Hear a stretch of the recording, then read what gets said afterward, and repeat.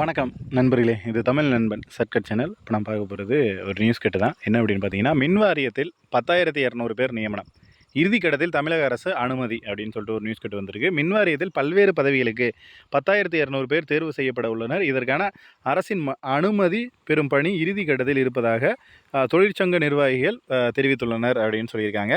எனவே காலி பணியிடங்களை நிரப்புவது தொடர்பாக அனைத்து நடவடிக்கைகளும் துரிதமாக நடைபெற்று வருகிறது அப்படின்னு சொல்லியிருக்காங்க. ஸோ இதில் வந்து பார்த்திங்க அப்படின்னா இபி டிபார்ட்மெண்ட்டில் நமக்கு வந்து நோட்டிஃபிகேஷன் அப்படின்றது கொடுக்க போகிறாங்க.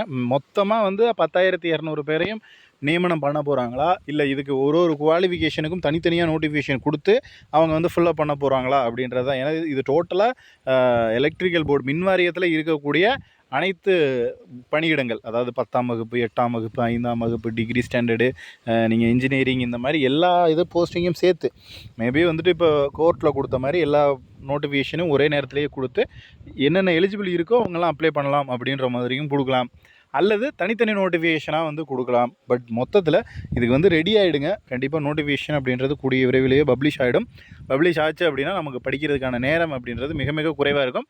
கண்டிப்பாக தேர்வு நடைமுறை அப்படின்றது இருக்கும். ஏன்னா இப்போ வரக்கூடிய அனைத்து எக்ஸாம் முக்கால்வாசி வந்து தேர்வு நடைமுறை அப்படின்றது தான் உங்களுக்கே தெரிஞ்சிருக்கும். ஓகேங்களா? ஸோ அதனால் படிக்கிறது அந்த மாதிரியான விஷயங்கள் வந்து ஃபோக்கஸ் பண்ணி படிக்க ஆரம்பிச்சிருங்க. கண்டிப்பாக நோட்டிஃபிகேஷன் கூடிய சீக்கிரத்திலே கொடுத்துருவாங்க அப்படின்றதுல எந்த ஒரு டவுட்டும் இல்லை. இதில் வேறு ஏதேனும் சந்தேகங்கள் இருந்துச்சுன்னா கீழே கமெண்ட் பண்ணுங்கள். நெக்ஸ்ட் அடுத்த வீடியோவில் பார்க்கலாம். தேங்க்யூ.